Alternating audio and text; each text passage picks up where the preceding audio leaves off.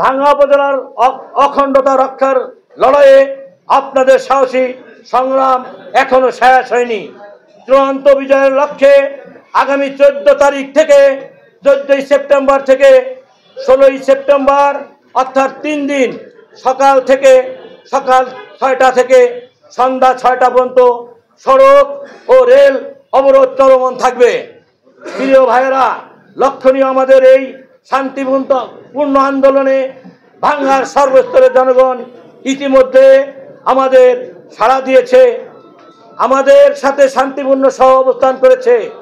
এজন্য আমি তাদেরকে আলগী এবং হামিদির পক্ষ থেকে অভিনন্দন ও কৃতজ্ঞতা জানাচ্ছি।